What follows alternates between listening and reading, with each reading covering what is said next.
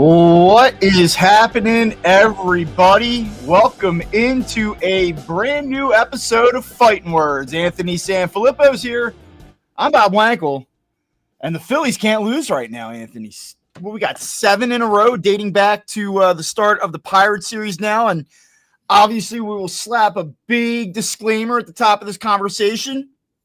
These teams all suck. The Pirates are a horrendous team. The Rockies, we're on pace to win 26 games this year. I've never seen anything quite like this, and I saw the White Sox up close and personal last year. This is a different level of suck, and the Phillies did exactly what they needed to do, and I still give them some credit right off the top here. They took care of business, and they didn't lay up yesterday. They didn't say, all right, we got the first 3, no big deal. You know, it's hard to sweep a 4-game series. We got to go out to Sacramento. They just won the game, and I know they didn't hit. Ranger Suarez took care of the rest. 4-game sweep is a 4-game sweep, and I credit the Phillies for putting themselves in a position right now this morning where they have the best record in the National League, and they're only a half game behind the Detroit Tigers for the best record in Major League Baseball. So kudos to the Phillies this morning. Yeah, absolutely. And as Chris Fried says, the Pirates and Rockies games weren't must-win games, but they were rather can't-lose games, and the Phillies did what they had to do, winning all 7 of them. And he's right. Obviously, you know, every once in a while you're going to lose to a bad team. And if they had lost 1 in the past 7, nobody would have been upset. But if they went 6-1 instead of 7-0, everybody would have been like, that's totally fine. But you're right. This Phillies team has shown over the past month a little bit different of a mentality when it comes to, these getaway games, these games to wrap up a series. Now, we talked about this a couple weeks ago. When they had a sweep, and it was like, hey, this matters because it's about putting teams away. And it doesn't matter how bad the team is. And you're right. This is the most putrid excuse of a professional sports team of any sport that I have ever seen in the Colorado Rockies. That's how pathetic they are. But you still were at risk, right, of being in a game where you kind of try and just get through it. We've already won the series. Let's just get through it before we go to the next one. And they did. They didn't just get through it. They found a way to win the series. And, a lot of credit goes to the pitching staff for yesterday. There were some blunders on the bases that almost cost them. But the reality of it was Ranger Suarez and the bullpen did its job and the offense did just enough. And, they come away with it with a 4-game sweep. 7 wins in a row, now lead the New York Mets in the National League East by 2 games, when a month ago they were trailing it by 5. So they've made a 7-game turnaround in a month. And everybody's hitting all of a sudden for the most part. The pitching's been great. Like it's just good. It's good baseball right now, even if the opposition isn't very good. Well, I kind of want to start here. They aren't must-win games. And if they went over the 7-game stretch 5-2 or even 4-3, would say, like, look, it's only May. It's fine. But, like, to me, when you look at what happened last Sunday with Jose Alvarado being suspended, he's going to miss the 80 games. He's going to miss the postseason. That is going to, at some point, show up. It's going to cost them probably some games. And I said to you on Monday, I said, I look at this stretch of games here, and it's like you've got to take advantage of it because you're going to need to offset and create a little bit of a buffer when those hiccups happen. And they are going to happen. This team's going to face good pitching again. They're going to struggle at times. We're going to talk about the inconsistencies of the lineup. It's easy in this moment to not do that, to forget it, to overlook it. It's easy to not talk about the bullpen when they're not really being relied upon in leverage situations because the teams they're playing aren't that good. And then yesterday, obviously, the guys that are the guys do the job. It's not going to happen all the time. And we're going to say, man, it would have been really nice to have Jose Alvarado or another big-time arm at the back of that bullpen. And it's going to cost them. So win these games, stack these wins now, create that buffer, and so that you don't have to feel like your back is up against the wall to make a trade that you don't really want to make a trade this early on in the season. Like you don't want to have to call somebody the second week of June and say, look, we need to stay in this. We're going to do something that hurts a little bit more than we want to. Kind of control your own destiny. Control how you play your in-season acquisitions. And I think that when you win games and you stack these wins like this, you can kind of buy yourself a little bit of wiggle room.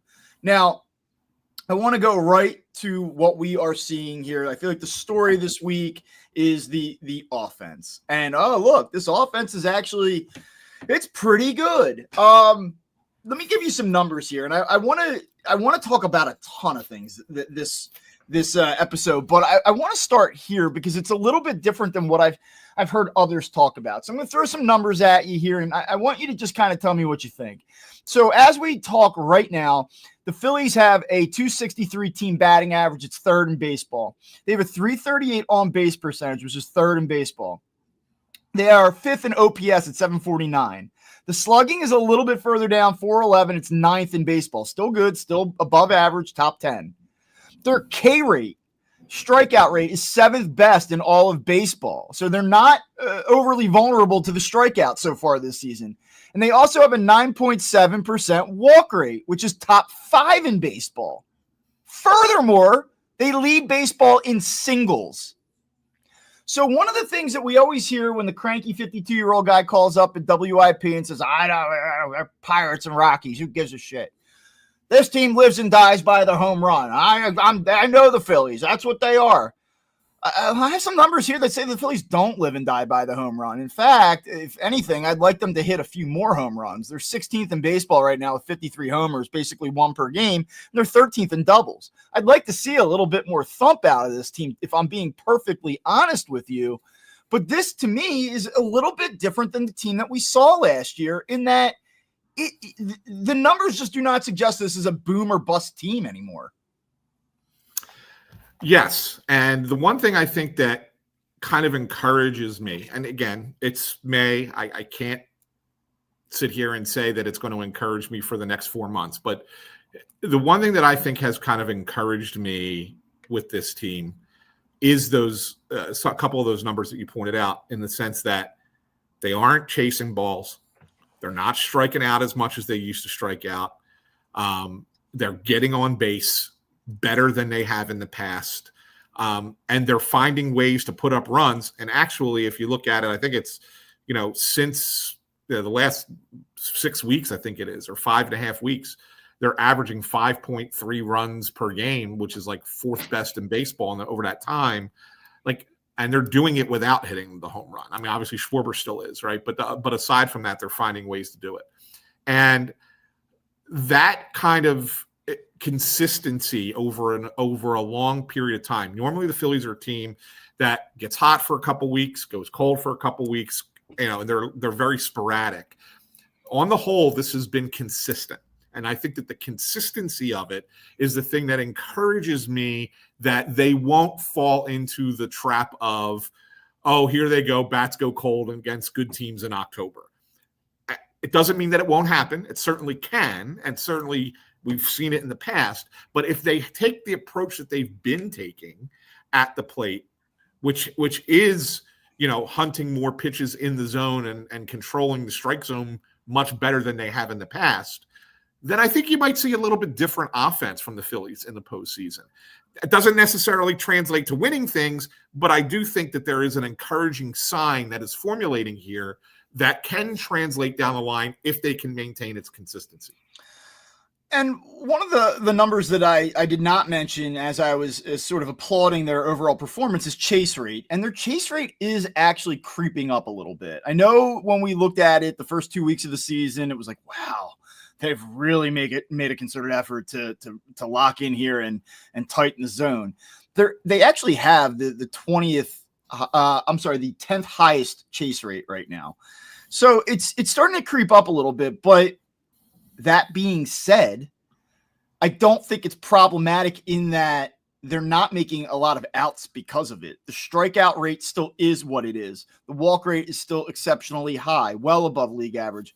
The batting average is exceptionally high. If I saw the correlation between chase rate and exploding K rate, and oh, by the way, they're not hitting, I'd be like, well, this is obviously a massive problem. But if there's a little bit of chase and you're still drawing a ton of walks, you're not making strikeouts, and you're still hitting for average as a team, at the end of the day, I say, okay, that's fine. That's the right blend. The missing ingredient is just a little bit more pop. If this team moves into a top 10, top 8 in home runs, which they could, maybe, I think it might require an addition to do it. But then all of a sudden you say this is a pretty dynamic offense. And also they're 8th in stolen bases per game. So I know teams aren't living and dying by the steal. You're not going to always consistently create offense because you're swiping bags, taking extra bases. But I think that this team is a little bit better than what we've seen in its recent iterations at doing those things as well. So I think it's I don't think it's a great offense, but I think it's a solid offense, and it's a little bit more dynamic than the ones that we have seen in previous seasons. Again, as you said, I don't know what that means in October. Does that mean that they're going to be consistently 4, 5, 6 runs, and they're not going to have those 2-3 game stretches where they're just ice cold? I don't know, because a lot of the cast members are the same, but it does so far look a little bit different. Yeah, no, it does look a little bit different, and that's why I think it's encouraging, Bob. And not only that, another thing that's somewhat encouraging is guys who got off to slower starts have sort of figured it out. They've sort of gotten back going in the other direction. Does that mean I'm utterly confident in all of them? No, I still say of the guys who've figured it out of late, the 3 that I kind of point out the most would be Harper, Bohm, and Marsh. I probably only have utter confidence in Harper over the long haul. And the other 2 guys, it's like, you're going to have to show me a little bit more. But even they have looked better in their approach at the plate than they had previously early in the season and even at the end of last season. So Harper is no longer swinging out of his shoes. He's got he's more settled, it seems like, in the box. He's less violent with his swings, and he's hitting the ball really well. Alec Bohm, got to give him credit where it's due. Guys just getting on base, finding ways to get on base, right? And I still don't think that he's the real solution at third base, but right now, for the last month of the season, he's been good. Brandon Marsh, since coming back from the injury, obviously he's only platooning, but he's been good against right-hand pitching. Like, that's what he's being asked to do, and he's doing it well. So, like, I look at guys like that and go, that's encouraging too. Again, small sample, still in May. We put all the caveats on it, but there's something that we're seeing out of these players that was not consistent in years past that is consistent now. Yeah, absolutely. I mean, and look, there's always the Phillies are going to go as Bryce Harper goes. And I think that's fair to an extent. But you look at what he's been able to do since the conclusion of that St. Louis series. I mean, when that series wrapped, he was hitting .236 with a 780 OPS. And you wake up this morning and, the OPS is now over 800. I believe he's at, 850, it looks like, on the nose right now. He's hitting 275, and that's a lot of damage to do, and that's a pretty big run to make over a 7-game stretch. His last 15 games, he's hitting 357 with a 1.074 OPS, and he's knocked in 15 runs. Over his last 7, which is the Pirates and the Rockies specifically, a 1.266 OPS, hitting 500 on the nose. It's good to see him kind of get going a little bit just for this reason. Not only is he obviously helping the team win games in the present, but I also think that for Bryce Harper, a guy that is always consistently aware of his legacy, of his stature within the game, the way that he's viewed, I think that he takes his struggles to the plate more so than any other player does, in that I think he gets caught in a situation sometimes where he tries to undo struggles in one at bat or in one game, where it's like, I'm hitting 236 right now. I have a sub 800 OPS. I'm not slugging at all. I got to go deep here. I got to do damage. And I think that those numbers start to kind of wear on him a little bit, where he gets antsy and tries to do too much. And so when he shows up to the park and he's now kind of stabilized and he's hitting 275 and he's kind of a fringe all-star type guy. I don't think he's there right now, by the way, but it's within arm's length. If he has another couple good weeks, I think that probably puts him in a better headspace where he isn't trying to do too much. And we talk so much about the body language and all of those things. You feel like you're starting to see a little bit of improvement on that front, because I don't think that he's carrying the weight of the world and all the disappointment of his struggles day in, day out right now. No, he's not. He's not. And my prediction is that it would be on this road trip that he kind of came to life. He actually started to come to life at home last week. It goes back to it's actually been about almost 2 weeks at this point. He started to hit a little bit at the end of that homestand, and then it's really kind of picked up. So, I think that Bryce Harper still remains a straw that stirs the drink. And as long as he is in the right headspace, and sometimes that's what it is with him. It's more of a mental thing. He gets in his own head a little bit. That's when he goes through it a little. But when he's in the right headspace, man, is he a good player, and man, does he guide this offense. We have a couple comments, Bob, I want to throw to real quick, just kind of get quick reactions. One from Broken Ball Network says, I still don't see an answer for plus 500 teams. Winning games you should is nice. I need to know Topper can manage against a better team. The one thing I will say to that comment is when you're a good team in baseball, right? The old mantra is beat the bad teams, go 500 against the good teams, and you're in good shape. That's basically what the Phillies have done. And I was going to save this for a little bit later in the show, but I'll bring up this stat here. Phillies have played 50 games so far, right? They've played 25 games against teams over 500, 25 games against teams under 500. Their record against teams over 500 is 12-13, so one game under 500. Their record against teams under 500 is 20-5. So that is exactly what you want a good team to do. By comparison, just for the sake of this argument, the other teams that are the top 5 teams with records in Major League Baseball against plus 500 teams, the Tigers, who are the best record, are 14-12. The Dodgers are 11-9. Yankees 13-11. Cubs 14-15.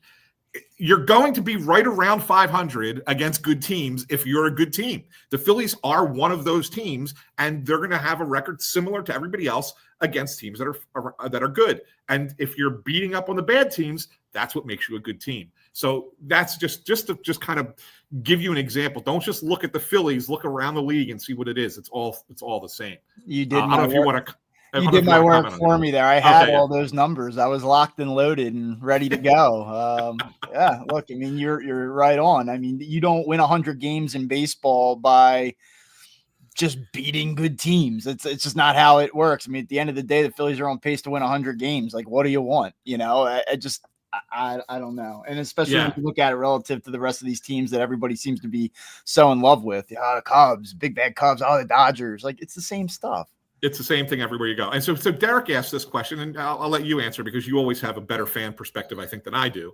He says, can you be a fan of the best team in the National League and not love the way they play? Love the starting pitching, but their defense and base running can be hard to watch. Yeah, and the Phillies go through these runs with base running specifically where you kind of scratch your head. We saw that yesterday for sure. And we saw Marchand last week against the Cardinals. And that stuff pops up maybe a little bit too often for my taste, but I actually think that they've done some nice things on the bases this year as well. I feel like that they've gambled a little bit. They've taken extra bases at times when they, it's probably a little bit more of a 50-50 proposition. It's worked out for them. I mentioned at the top of the show, they're one of the 10 best teams in baseball in terms of stealing bases. I think that they've utilized a double steal quite effectively early in games recently, which has set themselves up for some success, including the other night in Colorado. So, yes, I mean, I don't think that the Phillies are the exemplary team in terms of running the bases, but I don't think it's quite so bad either. When it comes to defense, yeah, I mean, I'm right there with you. And it's one of the things that I probably made a point about 3 weeks ago. I really just don't like this team's defense at all. I think that Rojas has regressed a little bit. Obviously, he has the capability to do it out there. I think Marsh is a below average center fielder, quite honestly, in the way that they kind of deploy him. I think he's definitely best suited to be a corner outfielder. And then I still have big time reservations about the left side of the infield. I think any ground ball to the left side is an adventure, just both in terms of range at third base and shorthandedness and quickness, getting the ball out, turning double plays. Yeah, I mean, I think that all of that is quite fair, the defensive concern. And offensively, look, I mean, they have beat up on bad pitching here this week, and Pirates pitching was okay. I mean, look, they faced Paul Skeens for 8 innings on Sunday, and the Pirates actually have some decent arms. They just can't hit. But Look, I think it's a little bit of an imperfect offense. They're going to have slumps. They're going to have extended slumps. I still think that they are a little bit too hot and cold. We mentioned there's some reasons here for some optimism regarding consistency, but again, it is the same cast of characters that we have seen do this at the wrong time the last handful of years. So I get it. I can get not being in love with the Phillies as a whole. And honestly, we haven't even mentioned the biggest vulnerability, which remains the bullpen. And look, Jordan Romano has been awesome in May. Kirkering some signs of life. Strom has been good. He hasn't been great. And then after that, you just have no idea what you're getting. So when you step back, like nobody's got the Phillies printing their World Series tickets here. I think that there are real areas of concern and areas that need to be addressed. But man, this is where I kind of go back to our conversation in March, Anthony, where people are like, oh yeah, call me in October. Call me when they play the Mets. Like, I know. Like, they're 14 games above 500 on May 23rd, though. Like, pretty good. Yes, and it's not like it's not been a cakewalk. It's not been a cakewalk schedule. It's not been an incredibly difficult schedule, but it's not been a cakewalk schedule. Like I said, they've played 25 games against teams over 500, and that doesn't even include the Braves, who they've played, who are just under 500. And you go out. You were playing terrible baseball. You go out to Wrigley, you lose the first game, and you win a series. Yeah. It's not like that they have. It's not like they've played 25 games against winning teams with winning records, and we're sitting here talking about them being 9-16 right now. Yeah, they're 12-13. It's about what you'd expect against better competition. Yeah, exactly. And everybody's going to be in that same.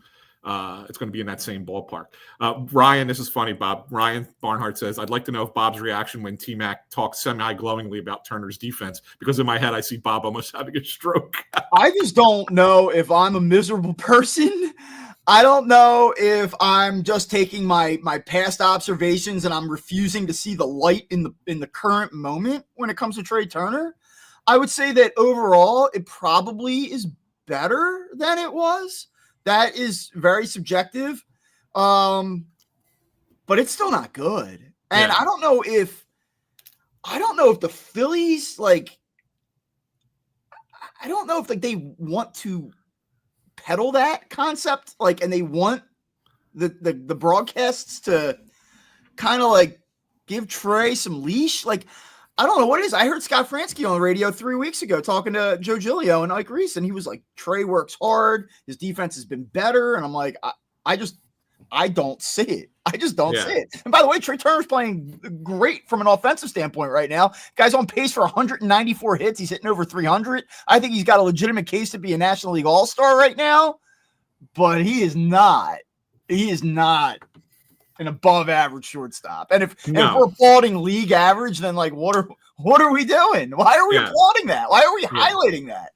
Yeah, I just wanted to add one more comment from Broken Bell. He says this 10-game series opponents have a minus 200 run differential. They are easy games, he says, in Capitals. And I will disagree. I mean, the Rockies, yes. I mean, you can't – look, the Rockies are the majority of that minus 200 run differential. And no matter who plays the Rockies right now, you're going to win games, right? So by the way, just take out these games. Like, they were still 7 games over 500 before the 7-game stretch. It's not like – they were still on a 94-win pace before these last 7 games. Correct. So I don't understand. It's like we're talking about a team that on last Thursday was 3 games under, and now they're 5 games over, and we're like, oh, maybe they're actually pretty good. Like, this was a good team a week ago. Yeah. Are they this good? No, of course they're not. I agree. I conceptually agree with the point that these teams suck and that you can't get carried away with what the Phillies are going to be.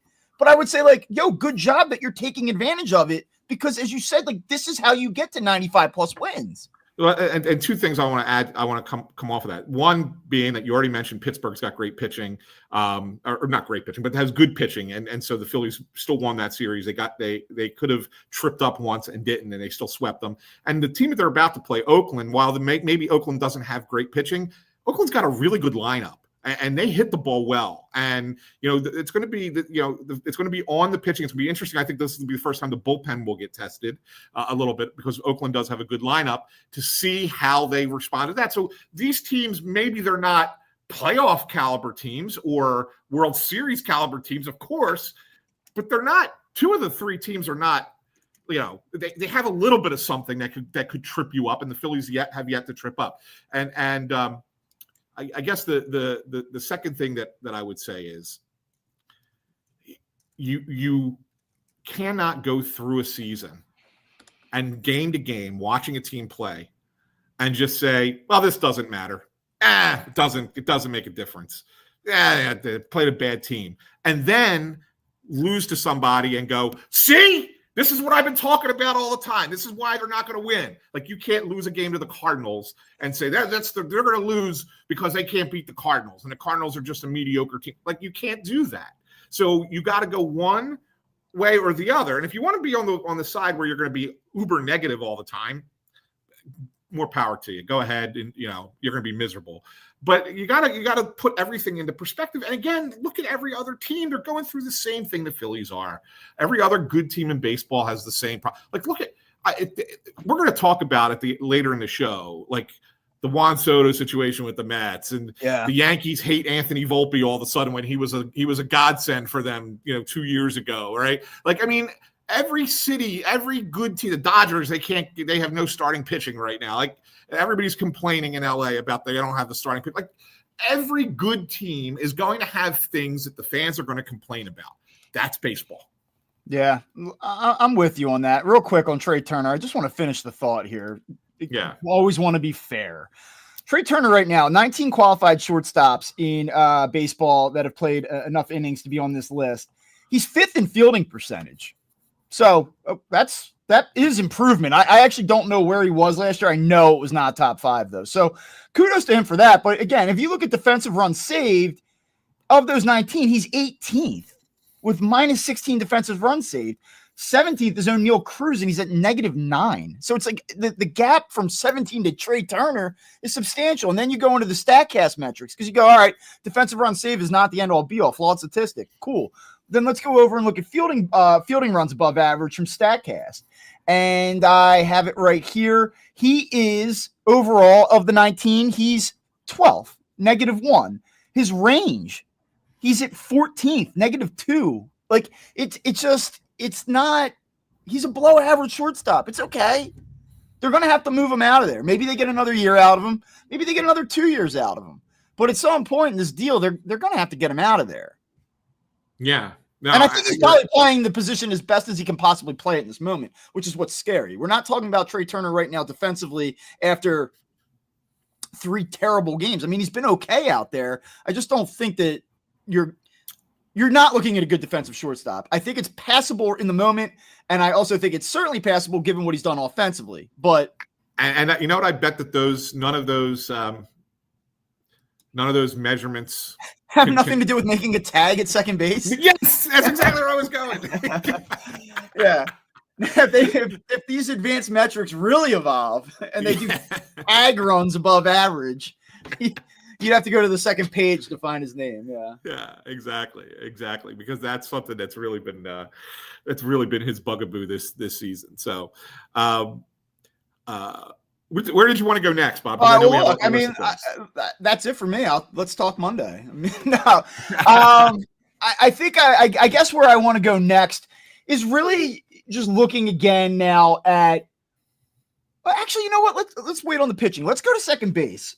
Yes, that was where I was. That's the one I've been looking forward to. I guess here's my question: we're 50 games into the season here, and I go and look at the splits, and I guess it just sort of like crept up on us the last, 10 to 14 days. Bryson Stott only has 30 at bats against left-handed pitching this year. He's 7 for 30, and he's got a 570 OPS, 267 slug. He's got a 267 slug, 1 extra base hit, and 30 at bats against lefties this year, and he's not hitting often against lefties anymore.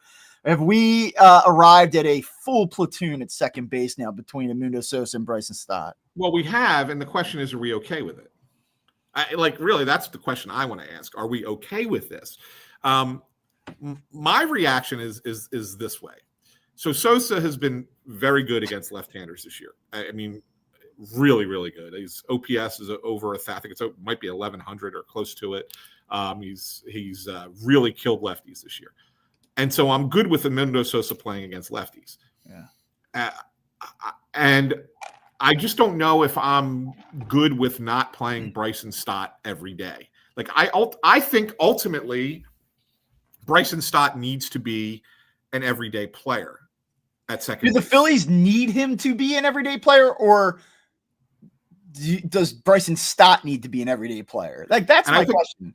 And it's a good question, Bob, because I think what this ends up becoming is a conversation about are you trying to develop an everyday second baseman at the major league level in lieu of winning games, or are you trying to win games? And right now, the best thing to win games is to play Edmundo Sosa at second base against left-hand pitching. And I think that's the debate that needs to happen. And I think the Phillies are leaning more toward, we need to win. Sorry, Bryson, we'll get you there eventually. But right now, it's all about winning games, and Edmundo Sosa gives us a better chance of winning. Oh, you're on fire today, man. I usually am not this impressed with you, to be quite honest. Look, I mean, I think that the Bryson Stott situation isn't just interesting because you're like, well, how do you get the most out of second base? I mean, the numbers are the numbers. Edmundo Sosa's 14 for 32 against left-handed pitching this season. He's clearly better than Bryson Stott. You said it. He's slugging over 1,000. So the thing is this. Are you starting to change as an organization your outlook on what Bryson Stott could be? That's one part of the conversation. And the other part of it is you say, like, well, is it about developing him as a long-term everyday guy, or is it about winning in the moment? What I think is so interesting about that and the way that they've answered that question at this point in the season, it's early and they're doing this. This isn't, oh, we saw 100 at-bats of it and we're tired of it. It's mid-July. Now we're going to go to more of a platoon because as we get to the second half of the season, we need to really fire on all cylinders. They've done this almost proactively. Like the 30 at bats that he's had against lefties is not a huge sample to say, we don't feel great about this. And it ties into, I think, a larger conversation, which is about the manager and the way that the Phillies are operating this team, this manager, the staff, everyone that is collectively thinking about how to approach the season. One of the things that we've talked about a lot, and I thought one of the biggest criticisms that was fair last year of Rob Thompson was often not displaying a lack of urgency. I thought there was a lot of pumping the brakes. There was a lot of talk and a lot of answers in press conferences about big picture, long-term, 162, getting to October healthy, all of those things. And I think that sometimes that lack of urgency, I think it's fair to say that there was a lack of urgency conveyed from the organization, or at least from the dugout last year. And I think it had an impact on that team in the second half, late in the year and going into the playoffs. I do. That's my thought. You'll never be able to prove it. It seems to me this year that they are managing games with more urgency. The lineups have more urgency.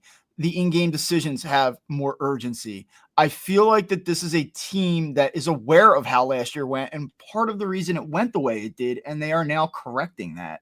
I think that that's what you're seeing at second base right now. Yeah, I don't think you're wrong with that at all, Bob. I think that, and it's I want to clarify or kind of just put a little tweak on managing with urgency. They are managing with urgency, but not to the extent that we're managing these games like they're playoff games. No, I'm not saying they're reckless, and I'm not saying they're managing like their hair's on fire, but I think that I'm talking about a big picture, little things over 162 that collectively create a little bit of a different feeling. Yes. That's correct. What I'm talking about. And I think that that's exactly what they're going for. I think it is a matter of we got to prevent the complacency from setting in with this team. Don't worry about it. We're a veteran team. We know how to win. We'll figure it out when the time comes. And then the time came and they didn't figure it out, right? And I think that they want to kind of change that mentality by managing a little bit with a little bit more veracity in games earlier in the season, so that killer instinct is instilled from the get-go here.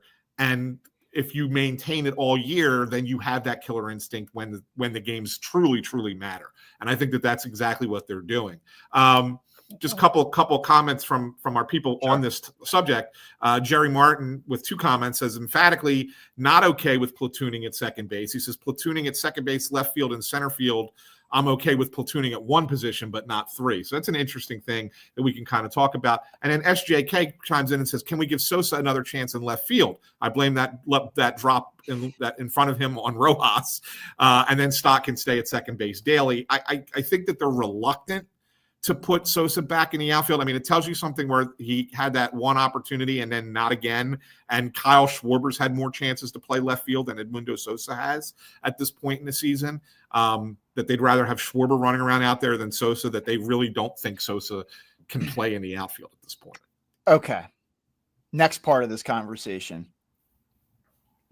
It seems like, I love Bryson Stott, right? Yeah. I'm pro Stott. I picked him to be an all-star this year. Like I was on the Bryson Stott train too as a rebound season. So this isn't a leading, like I'm not, this is not agenda driven. It's not even I'm not leading the argument here, but I'm going to step outside of my typical response and my typical viewpoint of Bryson Stott. Here's what I have. So we are now 4 years in his career. He's played 470 games. He has 1,688 career at bats. He is a career 256 hitter with a career 315 on base percentage, a career 696 OPS. His OPS plus is 93. Now that means his performance relative to the rest of the second baseman over that time span, league average. It's below league average. It's below league average. And in 3 of the 4 years, it has been below league average. And I guess I just wonder, and that includes this year, by the way. Like, I know he's been better this year. He's hitting 259, 703 OPS. He's done some nice things. But you're talking about a guy that's hitting leadoff for this team a decent amount, and he's got a 321 on base percentage. That is by no stretch an elite on base percentage.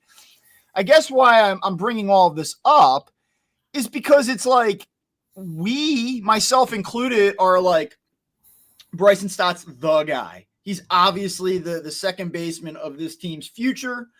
You have to find a way to keep him on the field. When he doesn't start, it makes you want to rip your hair out. It's like an injustice.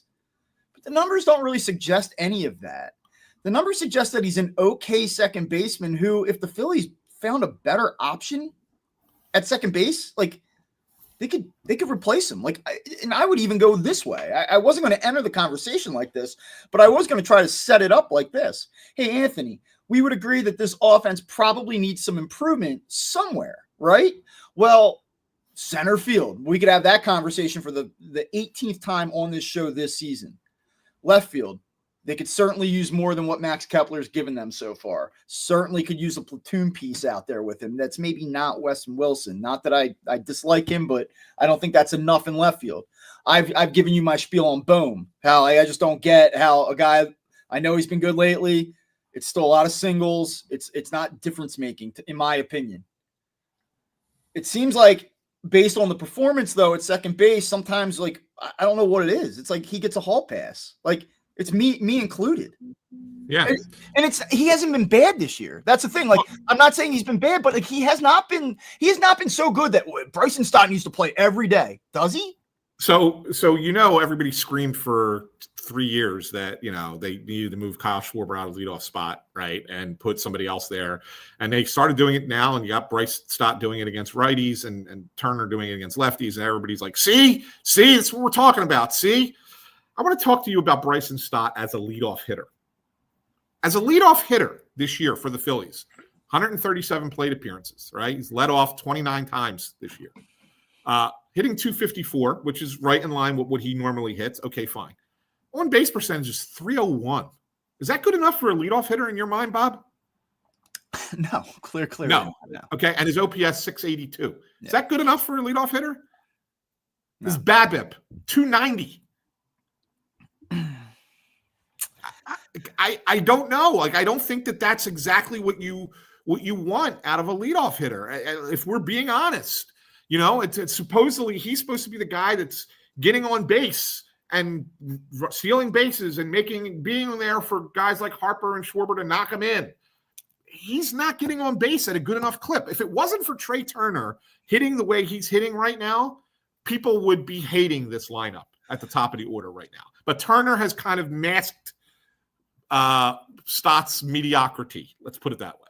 Okay, and then this goes a little bit further here. So I gave you his numbers against lefties this season, right? Not great. 7 for 30, 303 on base percentage. Now against right-handers, it is better. He's hitting 264 against righties this year with a 325 on base percentage, a 407 slug, 732 OPS. It's better. It's still not great. It's not like a wild split where you're saying, hey, look, not great against lefties, but so good against righties that it's a slam dunk. And that's not even just this season. Again, I'm willing to concede that you're talking about 50 games, but then you look at his career splits. How about this? Against lefties for his career, he's hitting 233 with a 303 on base percentage. Against let's see. No, I'm sorry. That's his 25 season. Let me just bring this up real quick. His splits for his career, platoon splits for his career. And this is where it kind of gets a little bit scary. So against left-handed pitching, 256 batting average in his career. Right-handed pitching, 256 batting average. His on-base percentage against lefties is actually 23 percentage points higher than it is against righties. It's 333 against lefties, 310 against righties. I mean, he's slugging a little bit more against right-handed pitching, but like there's not this like wild disparity other than the amount of at-bats in his entire career. I just wonder if it gets to a point where Bryce and Stott were like, oh, we love the guy and he's a good player. He's a fine player, but like, let me just throw this at you. I mean, he's going to be 28 in October. He's not young either. Like, this isn't like, guys hit their stride when they're 29, 30, 31. We've seen it happen before, but like, I think we all keep thinking there's more in the tank here, and there's really no reason to think that at this point. This is kind of like what he is. Doesn't mean he's bad. Doesn't mean I don't like him. Doesn't mean that he can't be a part of his team and even start for it. But this idea that like he's got to play every day and he's the man and he's obviously going to be a 285 hitter and he's going to get his on base percentage up to 340, 350. There's nothing to suggest that. No, and that's the thing. And I remember when we first talked about this, when they first started leading him off last month, and I said to you, your a leadoff hitter in baseball has to get on base 35% of the time. 350 to me is the bare minimum for the leadoff hitter in a game, right? And that's why I was so supportive of having Schwarber in that spot, because even if he didn't have guys on base in front of him, at least he was getting on base, right? And so it created an opportunity for the offense. He's been great out of the cleanup spot or 3-hole against lefties, right? I cannot say that that's not working, because it certainly is, but they're not getting the production out of the leadoff spot, except for when Turner leads off against lefties, that they need. And that's part of it. That's part of it for me. So like, look, if you want to sit there and say to me, we're going to get creative at the trade deadline, and the player that we're going to add is not going to be a middle of the order bopper, so to speak, but it's going to be a guy who's going to bat at the top of our lineup and get on base a ton, and maybe plays a position you're not thinking, like second base, then maybe you'd be like, oh, okay, I could get on board with that. And that's not a knock on Bryce and Stott. But if they do that, then where does Sosa get his at bats? Is that the moving back out to left field? I don't know. Does it matter? Like, is getting Edmundo Sosa consistent at bats against left-handed pitching a priority for this team? I think it is a priority. Like, the guy that you're talking, I know you're talking about making a move like that to fill the vacancy at the leadoff spot. The issue is the leadoff spot, not right-handed production at second base. Correct. But it's just like, at that point, then if you make that move, you're really tightening up where Sosa can go, unless you were to move Bohm, which I don't think they will do, because I think that they're not going to get back what they would want for him, and I don't see the value increasing between now and the deadline. And so the thing I think the change that could really be made is in left field. Again, like you mentioned, Kepler he needs to be better. He's, I know he had an RBI double yesterday, whatever, and he's underwhelmed so far. And then Weston Wilson's probably not the right-handed platoon bat that you really want out there. He's a fine fill-in guy, whatever, but not a regular. The problem is when you have a need for so many different platoons that the platoons better be good. Like there's not a Right. spot for, hey, he can bounce around and play 5 positions and he can hit righties or he can hit lefties a little bit. He's like a good bench piece. Like there's tiers between like flexibility and can hit a little bit versus like, I need you to perform when you're out there. Correct. And so I ultimately think that, you look at that and say, if we want to make an upgrade in left field, we can. And it's not going to hurt us because you only signed Kepler for 1 year, right? You can kind of get off that money pretty quickly, just kind of like they did with Merrifield last year. And Wilson, do you think that he's like, so I feel like there's a little bit more in Kepler's game against right-handed pitching. I think he is what he is against lefties. I think the Phillies are going to begin to alter how they approach his at-bats in time. Like, I don't think they're there yet, and I don't think he's been so bad that you have to pull back on him too much. Correct.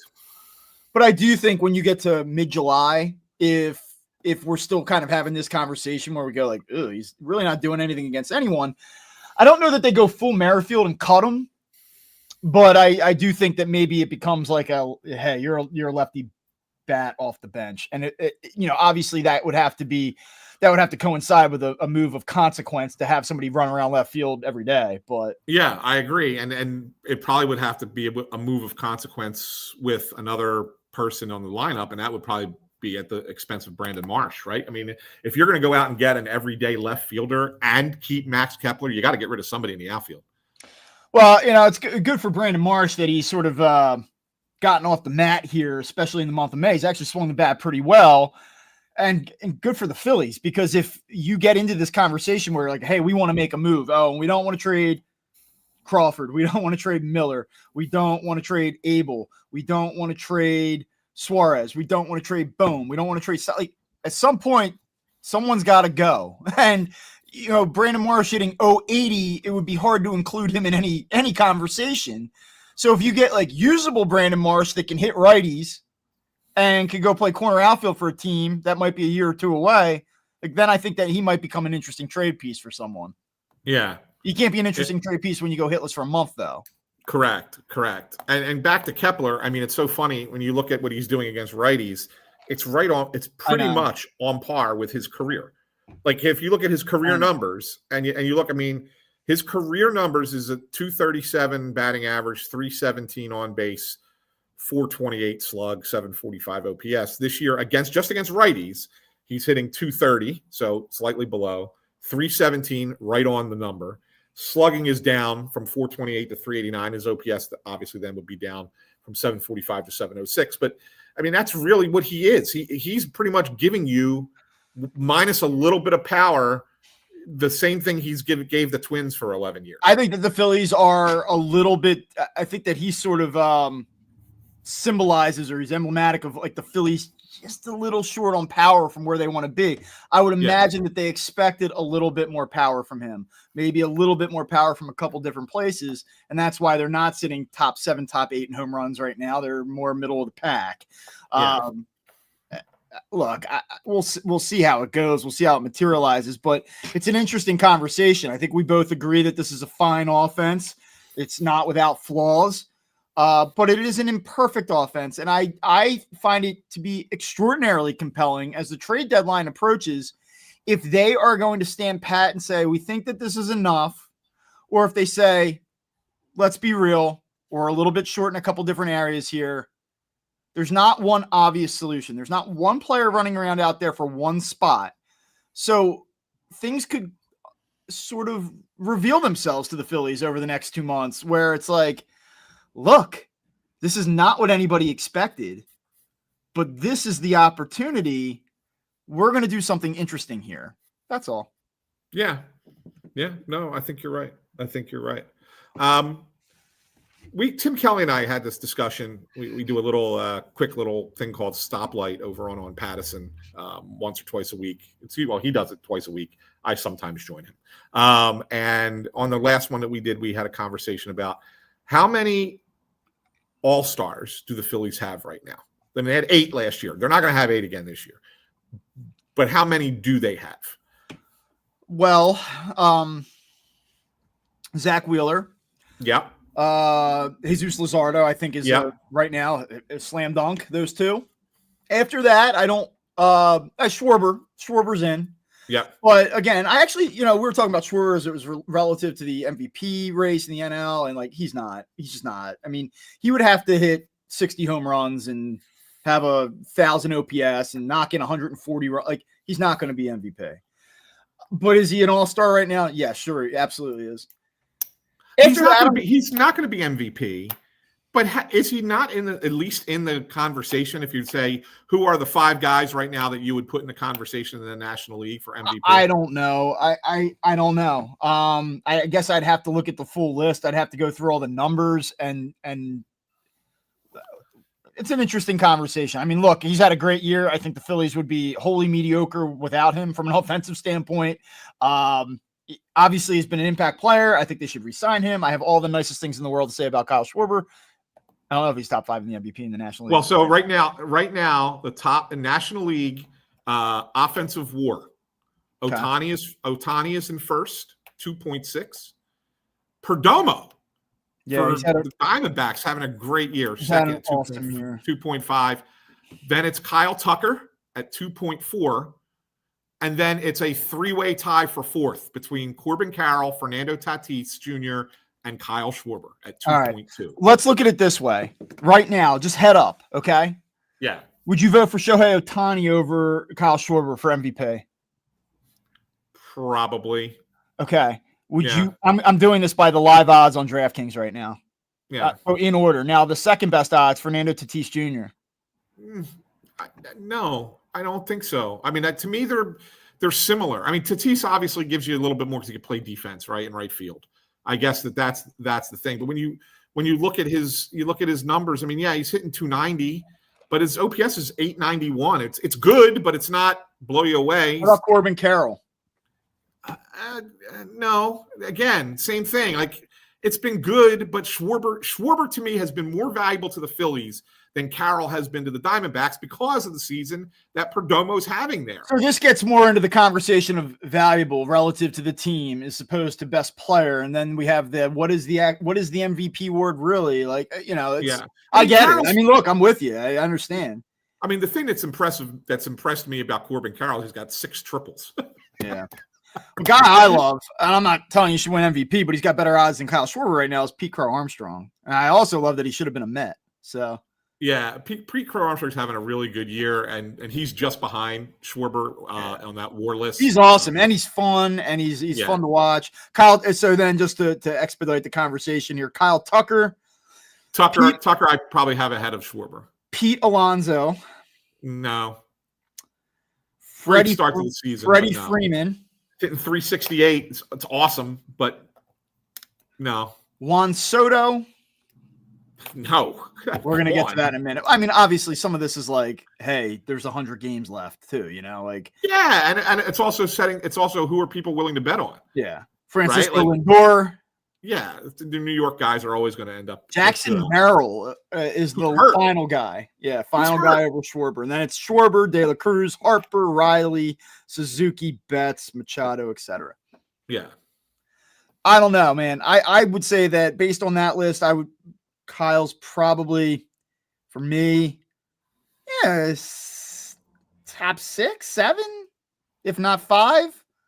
Yeah, well, that's what I'm saying. He's in the conversation, sure. In the conversation, that was what if he hits 55 plus home runs and knocks in 130 or more and walks 120 times, like he's going to be in the conversation. And right now, he's on pace to do those things. So, and they have 2 pitchers in the conversation for Cy Young. Yeah, they sure do. In fact, while we're on it, I mean, look, it's Skeens number 1, Yamamoto 2, Wheeler 3, Webb 4, Green 5, Luzardo 6. So, and then Sanchez is 9th.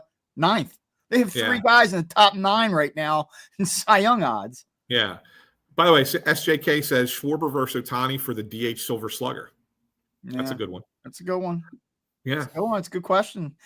So to your point, Schwarber's in, so that's 3. Nobody out of the bullpen.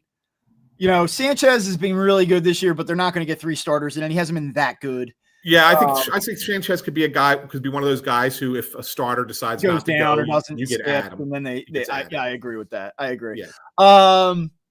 And look, Turner's the other one. Turner's knocking on the door. Not a starter in my opinion. But he's probably in the mix, and I think Harper still has the ability to find himself in the game because of his name and because his numbers are decent. And if the power comes here and if he has a week where he hits 5 home runs, we're going to be talking about him as an all-star. Because we're going to be talking about a guy that's now hitting 290 with a 900 OPS. And then how are you not putting him in the all-star game? How are you not putting Bryce Harper in? So I actually do think it's very possible that Turner and Harper get in right now. If they were to play the game this weekend, I'd say no. That's where I come in. Yeah, fair enough. What else do you have for me? I don't have a whole lot for you on the Athletics. This is an interesting team. I know that people are like, it's the A's. They don't even have a real stadium. This team blows. They have been horrible lately. I think they've lost 9 straight games coming into this series. I may be wrong on that. They are playing horrible baseball in this moment, though. Yeah, I think it's 7. I think 7? they've lost 7. Okay. Yeah, 7? I think they've lost 7 straight. Yeah, they're really going through it right now, but some decent arms. If you're down late, you're probably in trouble. They have some pop in the lineup. We saw this in Philadelphia last year. Remember, the Phillies were kind of in cruise control, and it was the A's series where we were first like, what the hell is this? I kind of hope that they use that. I sort of hope that they look at last year and say, this team punched us in the mouth last year. We got embarrassed by this team.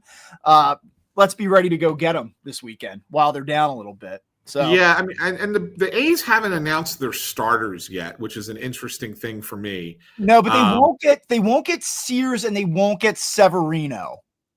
Right. So that's the thing. Right. Those were the 2 best because Severino started last night, right? And then Sears, I believe, was on Tuesday night. So they missed both of those guys. Well, technically Sears could, if he pitched on Tuesday, could pitch Sunday. They wanted to force it. Yeah. Wednesday, Thursday, Friday, Saturday. Yeah. Yeah.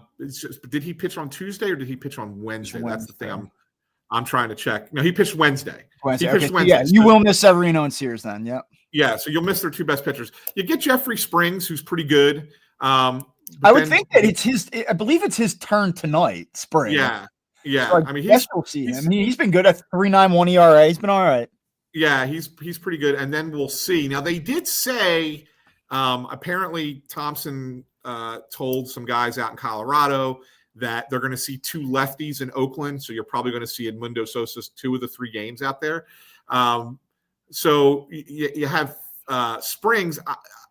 I'm not sure who the other one would be that they think they're going to get. I don't know. I mean, Osvaldo Bido is probably the righty that they get. I don't know who the other lefty is. So without the A's announcing who they're starting, you don't know. But the one thing about the A's is like I was saying earlier, they can hit a little bit. I mean, they got some pop in that lineup. I mean, it's just inconsistent. It's like a very boom or bust lineup. I mean, like you look at runs per game, and that park is hitter friendly, and they are still middle of the pack in terms of runs scored. They're 17th in runs scored right now, sandwiched between the Padres and the Braves. Yeah. So. But again, I think that kind of illustrates the point. Like they're sandwiched between the Padres and the Braves, 2 teams that you would look at and say, "Hey, they got some bats." So yeah, well, I mean, they got 3 guys with OPSs over 800 and 3 guys who are right there or close to it. Yeah. So Soderstrom, Arias, and Wilson have been really good for Jacob Wilson. Guy's hitting 342. He just is an on-base machine. And then the pop in the lineup is Soderstrom's got 10 homers.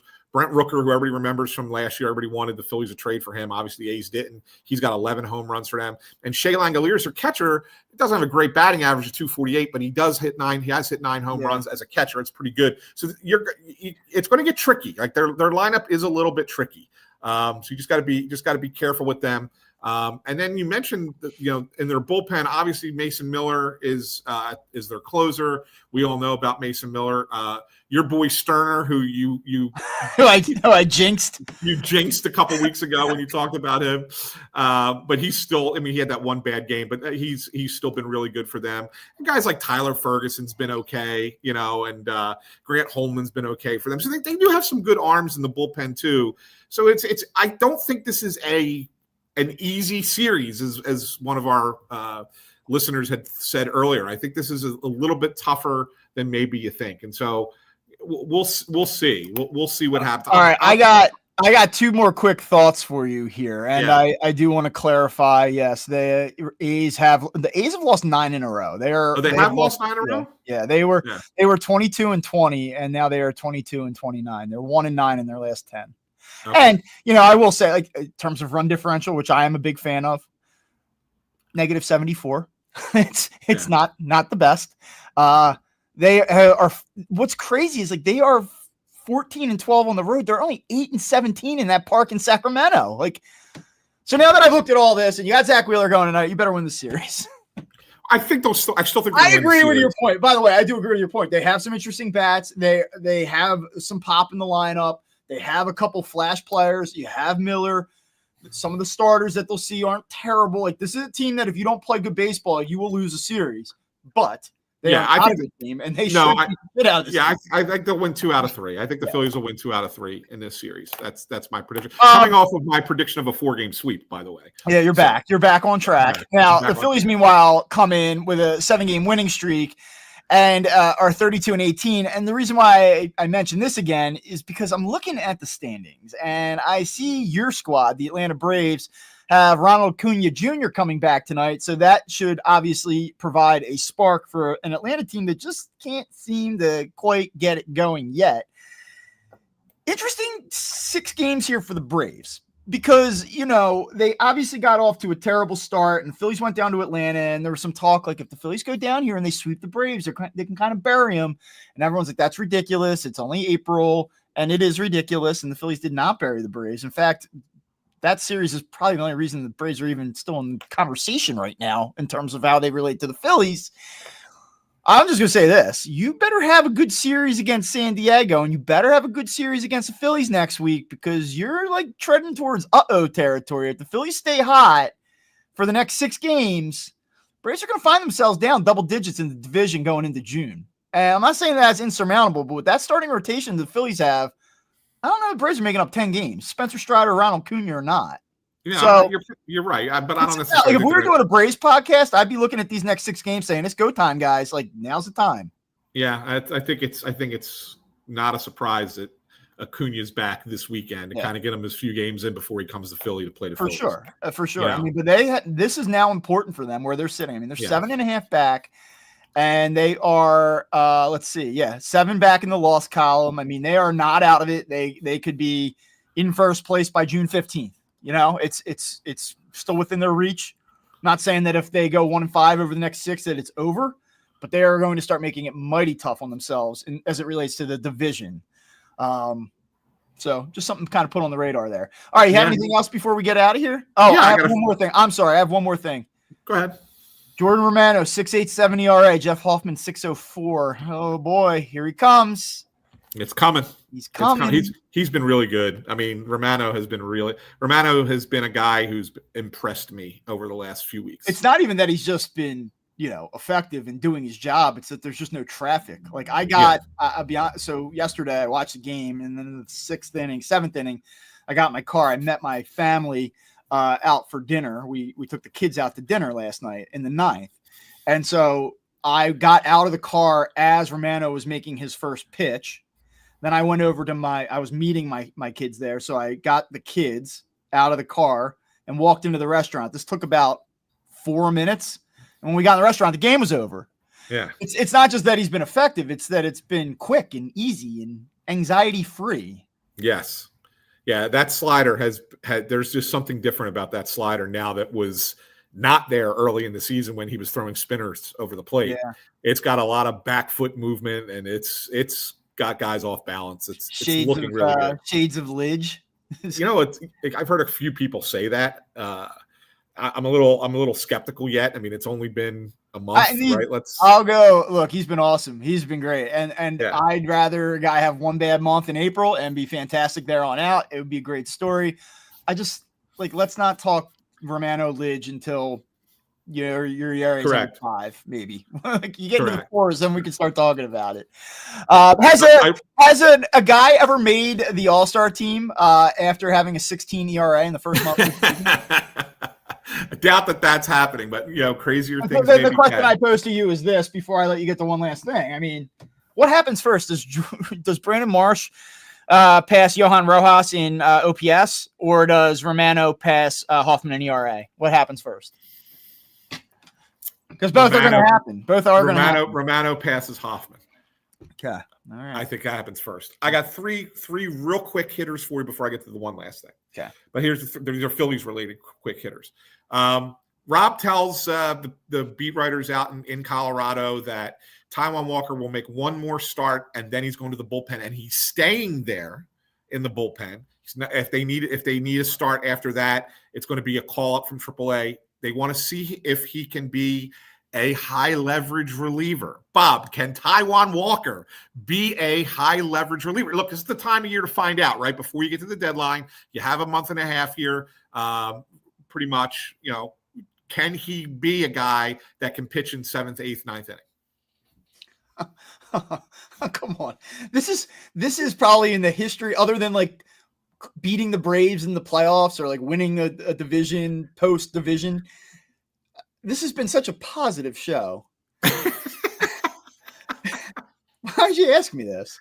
No, I think that Taijuan Walker has revived his career in that he is now a usable major league pitcher. I don't think he's a high leverage arm.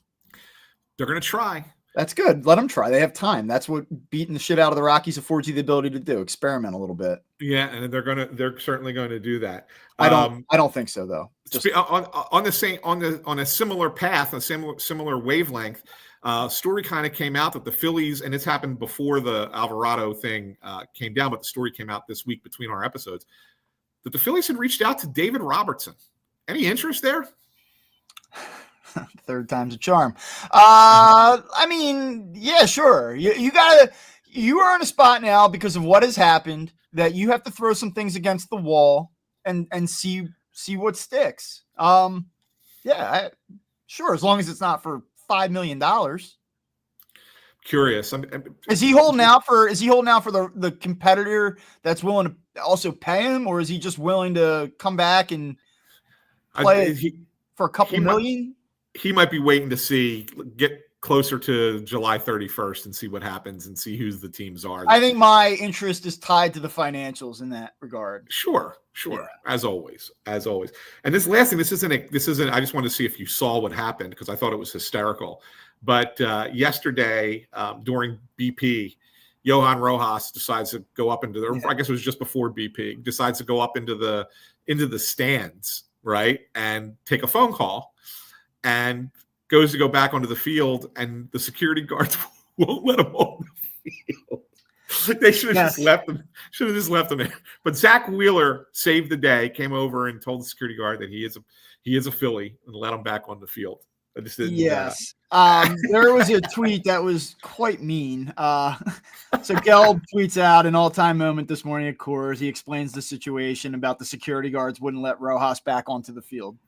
And then there's this guy, his name's Robert Orr, who is kind of like a stat head guy. He's a really good follow. He writes for Baseball Prospectus, and he's a good follow. He's at not the Bobby Orr, and I recommend that you follow him if you're a baseball fan. He's got some insightful stuff, but he quote tweets the Gelb tweet and says, "Rocky security has better talent ID than Dombrowski." Shaking my head.